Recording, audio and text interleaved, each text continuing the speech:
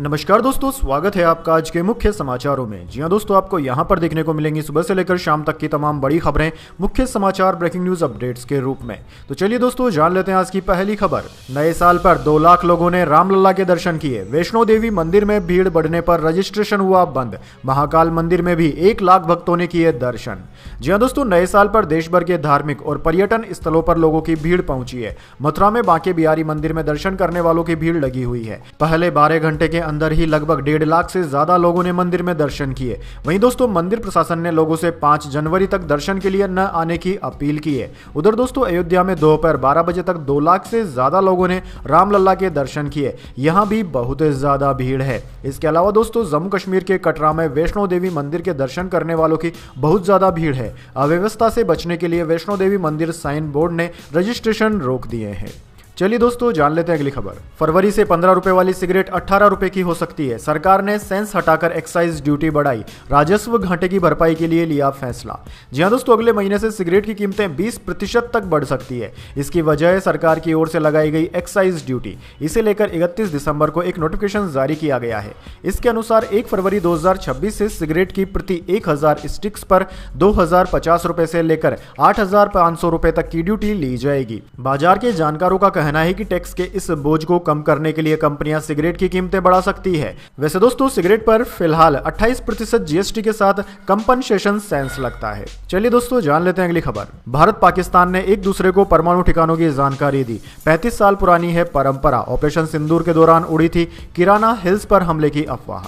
जी हां दोस्तों, भारत और पाकिस्तान ने गुरुवार 1 जनवरी को एक दूसरे के साथ अपने परमाणु ठिकानों की लिस्ट शेयर की। ये ठिकाने वही हैं जहां दोनों देशों के परमाणु हथियार रखे जाते हैं। यह परंपरा पिछले 35 साल से चली आ रही है। भारत और पाकिस्तान ने नई दिल्ली और इस्लामाबाद में राजनयिक चैनलों के जरिए इस लिस्ट का आदान प्रदान किया। दरअसल दोस्तों, यह सूची भारत और पाकिस्तान के बीच परमाणु प्रतिष्ठानों और सुविधाओं पर हमले के निषेध संबंधी समझौते के तहत आती है। यह समझौता 31 दिसंबर 1988 को साइन किया गया था। इसमें लिखा है कि दोनों देश इन परमाणु ठिकानों पर हमला नहीं करेंगे।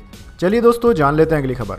ओला उबर से 30% तक सस्ती भारत टैक्सी। किराए में 100 रुपए से ज्यादा का अंतर। दिल्ली में इस महीने, मुंबई पुणे में 6 महीने बाद होगी शुरू।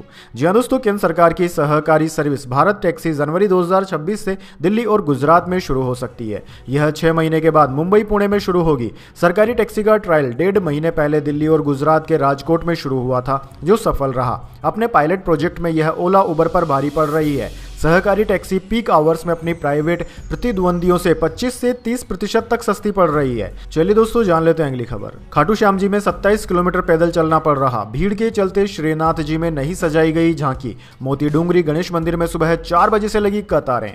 जी हां दोस्तों, नए साल के दिन राजस्थान के मंदिरों में भारी भीड़ रही। जयपुर के गोविंद देव जी मोती डूंगरी गणेश मंदिर के बाहर सुबह 4 बजे से ही लंबी लाइनें लगी हुई थी। दोपहर तक लोग दर्शन नहीं कर पाए। वहीं दोस्तों, खाटू श्याम जी के दर्शन करने वाले भक्तों को 27 किलोमीटर पैदल चलकर दर्शन करना पड़ रहा है, जिससे भक्तों को काफी परेशानियां हो रही है। चलिए दोस्तों, जान लेते हैं अगली खबर। मुंबई में राज ठाकरे से मिलने उनके घर पहुंचे उद्धव ठाकरे। 20 साल बाद दोनों ने साथ मिलकर बीएमसी चुनाव लड़ने का ऐलान किया है। जी हां दोस्तों, नए साल पर मुंबई में शिवसेना के प्रमुख उद्धव ठाकरे महाराष्ट्र नवनिर्माण सेना एमएनएस के चीफ राज ठाकरे के शिवाजी पार्क स्थित घर पहुंचे। दोनों भाइयों ने 24 दिसंबर को शिवसेना, यूबीटी और एमएनएस के बीच गठबंधन का ऐलान किया था। राज ठाकरे ने कहा था कि मुंबई को इस साल मराठी मेयर मिलेगा। इससे पहले दोनों ने बाला साहेब ठाकरे की स्मृति स्थल पर एक साथ श्रद्धांजलि दी थी। जनवरी 2026 से दोनों मिलकर रैलियां करेंगे। चलिए दोस्तों, जान लेते हैं अगली खबर। यूपी के 35 शहरों में घना कोहरा। राजस्थान हरियाणा में बारिश। पूरे बिहार में कोल्ड डे कोहरे का अलर्ट। दिल्ली में 31 दिसंबर 6 साल में सबसे ठंडा दिन रहा। जी हां दोस्तों, उत्तर प्रदेश के 35 जिलों में आज घना कोहरा छाया हुआ है। कोल्ड वेव भी है। मेरठ, गाजियाबाद समेत 14 जिलों में बारिश की संभावना है। बुधवार को कानपुर सबसे ठंडा रहा। यहाँ मिनिमम टेम्परेचर 4.6 डिग्री रहा। राजस्थान के जयपुर, चित्तौड़गढ़ में गुरुवार सुबह तेज बारिश हुई। आज 8 से ज्यादा जिलों में बारिश की चेतावनी जारी की गई है। इसके अलावा दोस्तों, पंजाब के ज्यादातर जिलों में घना कोहरा छाया हुआ है। बूंदाबांदी भी हुई है। इसके अलावा पहाड़ी राज्यों हिमाचल प्रदेश और जम्मू कश्मीर में बर्फबारी जारी है। चलिए दोस्तों, जान लेते हैं अगली खबर। चांदी के भाव में लगातार तीसरे दिन रही गिरावट, कीमत 1170 रुपए कम होकर 2.29 लाख पर आई। सोना 266 रुपए बढ़कर 1.33 लाख के पार हुआ। जी हाँ दोस्तों, आज सोने के दाम में बढ़त रही है। Indian Boolean and jewellers association यानी कि IBJA के अनुसार 10 ग्राम 24 कैरेट सोने का भाव 266 रुपए बढ़कर 1,33,461 रुपए हो गया। एक दिन पहले इसकी कीमत 1,33,195 रुपए प्रति 10 ग्राम थी। वहीं दोस्तों दूसरी ओर चांदी की कीमतों की बात करें तो 1 किलो चांदी की कीमत 1,170 रुपए कम होकर 2,29,250 रुपए प्रति किलोग्राम पर आ गई है। चलिए दोस्तों जान लेते हैं अगली खबर। बांग्लादेश में एक और हिंदू को जिंदा जलाने की कोशिश, चाकुओं से गोदकर डाला पेट्रोल। जी हाँ दोस्तों, बांग्लादेश में हिंदुओं के खिलाफ हिंसा थमने का नाम नहीं ले रही है। वहां एक बार फिर नफरत ने जान लेने की कोशिश की। सरियतपुर इलाके में खोकन चंद्र नाम के एक हिंदू शख्स को भीड़ ने घेर लिया। पहले बेरहमी से उसे पीटा गया, फिर चाकू से वार किया गया। इसके बाद पेट्रोल डालकर जिंदा जलाने की कोशिश हुई। आखिरी पल में व्यापारी खोकन चंद्र ने पास के तालाब में छलांग लगाकर अपनी जान बचाई। लेकिन यह हमला एक बार फिर बताता है कि बांग्लादेश में अल्पसंख्यकों पर अत्याचार किस हद तक पहुंच चुका है। चलिए दोस्तों जान लेते हैं अगली खबर। अमित शाह बोले, ममता बनर्जी सरकार में मां माटी मानुष असुरक्षित है। भाजपा कार्यकर्ताओं से कहा, दिल पर लिख लो, इस बार भाजपा सरकार। जी हां दोस्तों, केंद्रीय गृह मंत्री अमित शाह ने बुधवार को कोलकाता में भाजपा कार्यकर्ताओं के साथ 2026 विधानसभा चुनाव को लेकर बैठक की। उन्होंने भाजपा कार्यकर्ताओं से चुनाव में जीत का लक्ष्य तय करने को कहा। पार्टी कार्यकर्ताओं को संबोधित करते हुए अमित शाह ने कहा कि ममता सरकार ने मां माटी मानुष का नारा दिया था, लेकिन आज उनके कार्यकाल में वही सुरक्षित नहीं है। अमित शाह ने कहा कि बंगाल में महिलाएं असुरक्षित है, जमीन पर माफियाओं का कब्जा है और लोग पलायन को मजबूर हैं। अमित शाह ने कहा कि घुसपैठिए न सिर्फ अर्थव्यवस्था पर बोझ है, बल्कि राष्ट्रीय सुरक्षा और बंगाल की सांस्कृतिक पहचान के लिए भी खतरा बने हुए हैं। चलिए दोस्तों जान लेते हैं अगली खबर। पुणे में शिवसेना उम्मीदवार ने दूसरे कैंडिडेट का फॉर्म निगला, केस हुआ दर्ज। आरोपी बोला, मैं आधिकारिक उम्मीदवार। महाराष्ट्र नगर निगम चुनाव 15 जनवरी को। जी हां दोस्तों, महाराष्ट्र में नगर निगम चुनाव से पहले एक हैरान करने वाला मामला सामने आया है। पुणे में शिवसेना के एक उम्मीदवार पर अपनी ही पार्टी के कैंडिडेट का AB फॉर्म फाड़कर निगल लेने का आरोप लगा है। घटना बुधवार को धनक कवड़ी सहकार नगर वार्ड कार्यालय में हुई। बाद में भारतीय विद्यापीठ पुलिस स्टेशन में शिवसेना के उम्मीदवार उद्धव कामले के खिलाफ मामला दर्ज कर दिया गया है। चलिए दोस्तों जान लेते हैं अगली खबर। पहली वंदे भारत स्लीपर ट्रेन गुवाहाटी कोलकाता के बीच चलेगी। थर्ड AC का किराया 2,300 रुपए। वैष्णव बोले, बुलेट ट्रेन अगले साल 15 अगस्त को शुरू होगी। जी हां दोस्तों, पहली वंदे भारत स्लीपर ट्रेन गुवाहाटी से कोलकाता के बीच चलने वाली है। थर्ड AC का किराया 2,300 रुपए तय किया गया है। सेकंड AC का किराया 3,000 होगा और फर्स्ट AC का किराया करीब 3600 प्रस्तावित रखा गया है। दोस्तों, रेल मंत्री अश्विनी वैष्णव ने गुरुवार को नई दिल्ली में प्रेस कॉन्फ्रेंस में बताया कि वंदे भारत स्लीपर ट्रेन का ट्रायल टेस्टिंग और सर्टिफिकेशन पूरा कर लिया गया है। स्लीपर ट्रेन को 1000 किलोमीटर से ज्यादा लंबी दूरी की यात्रा को ध्यान में रखकर डिजाइन किया गया है। इस साल के आखिर तक लगभग 12 वंदे भारत स्लीपर ट्रेनें तैयार हो जाएगी। 2 दिन पहले इस ट्रेन का ट्रायल रन किया गया था। यह ट्रेन 180 किलोमीटर प्रति घंटा की रफ्तार से कोटा नागदा रेलवे स्टेशन पर दौड़ी। लोको पायलट ने 4 गिलास में पानी भरकर रखा था। इतनी रफ्तार के दौरान भी गिलास में से पानी नहीं झलका। चलिए दोस्तों जान लेते हैं अगली खबर। प्लेन उड़ाने से पहले एयर इंडिया पायलट ने शराब पी, ब्रेथ एनालाइजर टेस्ट में फेल। कनाडा से दिल्ली आने वाली फ्लाइट 2 घंटे लेट हुई। जी हां दोस्तों, कनाडा के वैंकूवर से दिल्ली आने वाली एयर इंडिया की फ्लाइट के पायलट को विमान से उतार दिया गया। पायलट पर शराब पीने का आरोप लगा था। दरअसल दोस्तों मामला 23 दिसंबर का है। एयर इंडिया की फ्लाइट AI 186 टेक ऑफ करने वाली थी, तभी वैंकूवर एयरपोर्ट के एक स्टाफ ने पायलट को वाइन पीते हुए देख लिया, जिसके बाद कर्मचारी ने अधिकारियों से शिकायत कर दी। कनाडाई अधिकारियों ने पायलट के पास जांच करने पहुंचे तो उसके मुंह के पास से महक आई। फिर पायलट का ब्रेथ एनालाइजर टेस्ट लिया गया, जिसमें वह फेल हो गया। एयरलाइन के एक प्रवक्ता ने कहा कि सुरक्षा प्रोटोकॉल के अनुसार फ्लाइट को ऑपरेट करने के लिए एक दूसरे पायलट को रोस्टर में शामिल किया गया था। फिर वह फ्लाइट को लेकर दिल्ली आया। फ्लाइट में करीब 2 घंटे की देरी हुई। चलिए दोस्तों जान लेते हैं अगली खबर। खुद को अवतार बताने वाला ईबो नोहा गिरफ्तार हुआ। दुनिया के अंत की भविष्यवाणी से चर्चाओं में है। जी हाँ दोस्तों, खुद को अवतार बताकर प्रलय वाली बारिश की भविष्यवाणी करने वाला इबाहा नोवा गिरफ्तार हो गया है। अब हाथों में लगी हथकड़ी वाली फोटो सोशल मीडिया पर वायरल हो रही है। उसने पहले क्रिसमस के दिन प्रलय की भविष्यवाणी की थी, फिर नाटकीय तरीके से कहा कि गॉड ने प्रलय को टाल दिया है। मीडिया रिपोर्ट्स के अनुसार उसने सिर्फ सुर्खियों में बने रहने के लिए ऐसे दावे किए थे। पहली बार वह चर्चा में तब आया था जब अगस्त 2025 को उसने बाइबल में वर्णित नोवा की आक्र की तरह नाव बनाते हुए अपनी वीडियो जारी की थी और खुद को अवतार घोषित किया था। घाना वेव की रिपोर्ट के अनुसार घाना पुलिस सेवा ने इसे स्वयं घोषित अवतार को गिरफ्तार कर लिया। इसका नाम इवांस अशुन है, जो खुद को एबोनोवा बताता है। इसकी गिरफ्तारी की तस्वीर सोशल मीडिया पर वायरल हो रही है, जिसमें इसके हाथों में हथकड़ी लगी हुई दिखाई दे रही है। चलिए दोस्तों, जान लेते हैं अगली खबर। राजस्थान में प्रशासनिक सीमाएं हुई फ्रीज, नए जिले, तहसील और गांव बनाने पर रोक, अफसरों और कर्मचारियों के ट्रांसफर भी नहीं होंगे। जी हाँ दोस्तों, राजस्थान में 1 जनवरी से जनगणना के लिए सभी प्रशासनिक यूनिट फ्रीज हो गई है। इसके साथ ही नए जिले, उपखंड, तहसील, गांव, वार्ड बनाने और उनकी सीमाओं के बदलाव पर रोक लग गई है। गांव या शहर के किसी भी वार्ड तक की सीमा में कोई फेरबदल नहीं किया जा सकेगा। दरअसल दोस्तों, 2027 में मई-जून तक जनगणना का काम पूरा होने तक यह रोक रहेगी। लाखों अफसरों और कर्मचारियों के ट्रांसफर पर भी अगले करीब 1.25 साल तक रोक रहेगी। चलिए दोस्तों, जान लेते हैं अगली खबर। लोकपाल के लिए अब नहीं खरीदी जाएंगी 5 करोड़ रुपए की BMW कारें, रद्द हुआ टेंडर।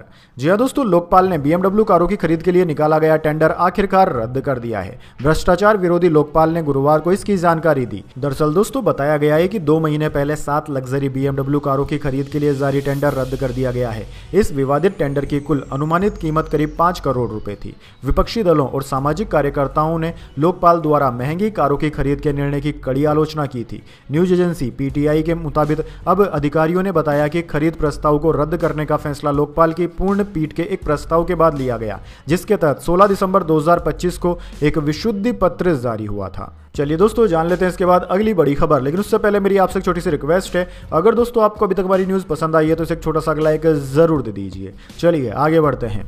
सेंसेक्स 32 अंक गिरकर 85,179 पर बंद हुआ। निफ्टी में 17 अंकों की बढ़त रही। ऑटो और IT शेयर्स में तेजी, MFCG और फार्मा सेक्टर लुढ़के। जी हां दोस्तों, साल के पहले दिन 1 जनवरी 2026 को शेयर बाजार में फ्लैट कारोबार देखने को मिला। सेंसेक्स 32 अंक गिरकर 85,189 पर बंद हुआ। वहीं दोस्तों, निफ्टी 50 में 17 अंकों की बढ़त देखने को मिली और ये 26,147 पर बंद हुआ। सेंसेक्स के 30 में से 21 शेयरों में तेजी रही, जबकि निफ्टी 50 के 50 में से 38 शेयर बढ़त के साथ बंद हुए। आज ऑटो, IT और मेटल शेयर्स में बढ़त रही, वहीं MFCG और फार्मा शेयर्स में गिरावट देखने को मिली। बात करें दोस्तों निफ्टी 50 के टॉप गेनर और टॉप लूजर स्टॉक्स की, तो दोस्तों आज के मार्केट में निफ्टी 50 के टॉप गेनर्स में बजाज ऑटो, श्रीराम फाइनेंस और NTPC रहे, जबकि निफ्टी 50 के टॉप लूजर्स में ITC, टाटा कंज्यूमर और डॉक्टर रेड्डी रहे। चलिए दोस्तों, जान लेते हैं इसके बाद अगली बड़ी खबर। हिमाचल प्रदेश में 500 दवा कंपनियां बंद होंगी, 50,000 लोग बेरोजगार, जुकाम से कैंसर तक दवाओं का संकट होगा। जी हाँ दोस्तों, आपने बिल्कुल सही सुना। केंद्र सरकार के फैसले से हिमाचल प्रदेश की फार्मा इंडस्ट्री पर बड़ा संकट खड़ा हो गया है। लगभग 500 फार्मा यूनिट्स पर ताला लटकने के आसार बन गए हैं। इससे 50,000 लोगों का रोजगार छिन जाएगा। दरअसल दोस्तों, इससे भी बड़ी चिंता यह है कि अगर इन फार्मा कंपनियों में प्रोडक्शन ठप हुआ तो सामान्य दर्द बुखार से लेकर कैंसर तक की दवाओं का भी संकट खड़ा हो सकता है। दरअसल दोस्तों, इसकी वजह फार्मा कंपनियों में लागू किया गया रिवाइज्ड शेड्यूल M फार्म, जिसके मानक पूरे करने की डेडलाइन 31 दिसंबर की रात 12 बजे खत्म हो गई। केंद्र ने अभी अतिरिक्त समय नहीं दिया है। चलिए दोस्तों, जान लेते हैं अगली खबर। मणिपुर, मिजोरम के 5,800 बिनई मेनेशा लोगों की इजराइल वापसी। इस साल 1200 जाएंगे। 2,700 साल पहले असीरियन साम्राज्य से निर्वासित होकर भारत आए थे। जी हाँ दोस्तों, मणिपुर और मिजोरम में बसे बिनई मेनाशा समुदाय यहूदियों के करीब 5,800 लोगों की इजराइल वापसी की प्रक्रिया शुरू होने जा रही है। इजरायली कैबिनेट की ओर से 250 करोड़ रुपए की योजना को मंजूरी दिए जाने के बाद चरणबद्ध तरीके से समुदाय को इजराइल ले जाया जाएगा। दरअसल दोस्तों, 2026 तक समुदाय के 1200 लोग इजराइल भेजे जाएंगे, जबकि 2030 तक पूरी घर वापसी का लक्ष्य रखा गया है। पूर्वोत्तर भारत की पहाड़ियों में बसा यह समुदाय खुद को बाइबल की 10 खोई हुई जनजातियों में से एक मिनेशा का वंशज मानता है। चलिए दोस्तों, जान लेते हैं अगली खबर। राबड़ी देवी के जन्मदिन पर 6 महीने बाद उनके आवास पहुंचे तेज प्रताप यादव, साथ में काटा केक। जी हाँ दोस्तों, बिहार की पूर्व CM राबड़ी देवी के जन्मदिन के मौके पर करीब 6 महीने के बाद 10 सर्कुलर रोड आवास पर तेज प्रताप यादव पहुंचे। उन्होंने मां राबड़ी देवी के साथ केक काटा और जन्मदिन की बधाई दी। अनुष्का यादव संग रिश्ते का मामला सामने आने के बाद लालू प्रसाद यादव ने उन्हें पार्टी और परिवार से बाहर कर दिया था। फिलहाल लालू यादव दिल्ली में है और तेजस्वी विदेश यात्रा पर हैं। इस मुलाकात की तस्वीर के साथ तेज प्रताप यादव ने एक्स पर एक पुरानी तस्वीर भी शेयर की। उन्होंने लिखा, आप हमारे परिवार की आत्मा है। हर हंसी, हर प्रार्थना और हर उस पल के पीछे आपकी स्थिर सांसें हैं जो घर जैसा सुकून देता है। चलिए दोस्तों, जान लेते हैं अगली बड़ी खबर। स्विट्जरलैंड के रिसोर्ट में न्यू ईयर सेलिब्रेशन के दौरान हुआ ब्लास्ट, 14 लोगों के मारे जाने की खबर, 100 लोग घायल, शहर नो फ्लाई जोन हुआ घोषित। जी हाँ दोस्तों, स्विट्जरलैंड के क्रांस मोंटाना शहर के अल्पलाइन स्की रिसोर्ट में गुरुवार को न्यू ईयर सेलिब्रेशन के दौरान विस्फोट हुआ। न्यूज मीडिया द मिरर ने लोकल मीडिया के हवाले से बताया कि विस्फोट में 40 लोग मारे गए हैं जबकि 100 से ज्यादा घायल हैं। पुलिस के अनुसार यह विस्फोट कॉन्स्टलेशन बार में लोकल समय के अनुसार लगभग रात के 1:30 बजे हुआ। मरने और घायल होने वाले किस देश के हैं अब इसकी जानकारी नहीं मिली है। पुलिस और इमरजेंसी टीम मौके पर पहुंचकर रेस्क्यू में जुटी हुई है। घायलों को अस्पताल में भर्ती कराया गया है। डॉक्टरों के अनुसार अस्पताल झुलसे हुए मरीजों से भर गए हैं। कई घायलों की हालत गंभीर बताई जा रही है। चलिए दोस्तों, जान लेते हैं अगली खबर। इंदौर में 14 मौतों की वजह बना पानी में सीवेज। विजय वर्गीय बोले, चौकी के पास पाइपलाइन में लीकेज, अब तक 1400 लोग इन्फेक्टेड हुए। जी हाँ दोस्तों, इंदौर के भागीरथपुरा में दूषित पानी से मौतों और बीमारियों पर अब सरकारी रिपोर्ट की मोहर भी लग गई है। सीएमएचओ डॉक्टर माधव हसानी ने बताया कि Mahatma Gandhi memorial medical college की लैब में जांचे गए पानी के नमूने की रिपोर्ट आज स्वास्थ्य विभाग को मिल गई है। इसमें साफ तौर पर पुष्टि हुई है कि दूषित पानी पीने से ही लोग बीमार पड़े और उनकी जान गई। हसानी ने कहा कि पाइपलाइन में लीकेज के कारण पानी दूषित हुआ। यह किस जगह और किस लेवल का है, इसके बारे में संबंधित अधिकारी ही बता पाएंगे। वहीं दोस्तों, मंत्री कैलाश विजयवर्गीय ने भी माना कि भागीरथपुरा के पेयजल में सीवेज का पानी मिलने से हालात बिगड़े हैं। उन्होंने कहा कि मुझे लगता है कि चौकी के पास जो लीकेज वाली जगह है वही इसकी सबसे प्रमुख आशंका है। चलिए दोस्तों, जान लेते हैं अगली बड़ी खबर। जम्मू कश्मीर में क्रिकेटर ने हेलमेट पर लगाया फिलिस्तीनी झंडा। घरेलू लीग मैच खेल रहा था। पुलिस ने खिलाड़ी आयोजक को पूछताछ के लिए बुलाया। जी हाँ दोस्तों, जम्मू कश्मीर में एक घरेलू लीग मैच के दौरान एक क्रिकेटर के फिलिस्तीनी झंडे के इस्तेमाल पर विवाद खड़ा हो गया। क्रिकेटर का नाम फुरकान भट्ट है। वह बुधवार को जम्मू और कश्मीर चैंपियंस लीग में मैच खेल रहा था। लोकल टीम जेके 11 की तरफ से मैदान में बैटिंग करने आए फुरकान ने हेलमेट पर फिलिस्तीनी झंडा लगाया हुआ था। मामला सामने आने के बाद जम्मू ग्रामीण पुलिस ने खिलाड़ी को पूछताछ के लिए बुलाया। इसके अलावा लीग के आयोजक जाहिद भट्ट से भी पूछताछ की जाएगी। चलिए दोस्तों, जान लेते हैं अगली खबर। भारत न्यूजीलैंड पहले वनडे के टिकट बिके। इंदौर मैच के टिकट 3 जनवरी को मिलेंगे। 800 रुपये से शुरुआत होगी। जी हाँ दोस्तों, भारत और न्यूजीलैंड के बीच में वनडे सीरीज के पहले वनडे मैच के टिकट बिक गए हैं। गुरुवार को सुबह 11 बजे टिकटों की बिक्री शुरू हुई। हालांकि इस दौरान फैंस को परेशानी का सामना करना पड़ा। कई फैंस को बुक माई शो पर टिकट नहीं मिल पाए। अब दोस्तों, 3 जनवरी को सुबह 5 बजे से इंदौर के होलकर स्टेडियम में होने वाले तीसरे मैच के टिकट बिकेंगे। एमपीसीए ने बताया कि फैंस 18 जनवरी को होने वाले इस मैच के टिकट www.district.in से टिकट खरीद सकेंगे। चलिए दोस्तों, जान लेते हैं अगली खबर। भारतवंशी जोहराम ममदानी न्यूयॉर्क सिटी के पहले मुस्लिम मेयर बने। कुरान पर हाथ रखकर शपथ ली। न्यूयॉर्क के इतिहास में ऐसा पहली बार हुआ।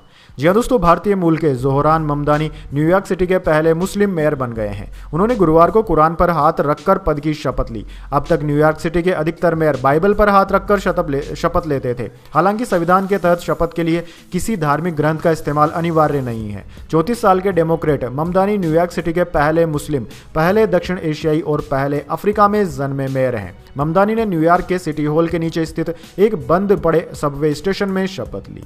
चलिए दोस्तों, जान लेते हैं अगली खबर। 12 फरवरी को राष्ट्रव्यापी हड़ताल में शामिल होंगे बिजली कर्मी। बिजली के निजीकरण और इलेक्ट्रिसिटी बिल 2025 का विरोध। जी हाँ दोस्तों, उत्तर प्रदेश में बिजली के निजीकरण और इलेक्ट्रिसिटी बिल 2025 के विरोध में 12 फरवरी को होने वाली देशव्यापी हड़ताल में यूपी के 1 लाख से अधिक बिजली कर्मचारी, अभियंता और संविदा कर्मचारी शामिल होंगे। National coordination committee of electricity employees and engineers के आह्वान पर देश भर के 27 लाख बिजली कर्मी इस हड़ताल में हिस्सा ले रहे हैं। तो दोस्तों, यह थी आज की तमाम बड़ी खबरें। इसके बाद दोस्तों बारी आती है आज के माइंड क्विज क्वेश्चन की। जी हाँ दोस्तों, एक आसान से सवाल का जवाब देकर आप जीत सकते हैं एक सरप्राइज गिफ्ट हमारे यूट्यूब चैनल की ओर से।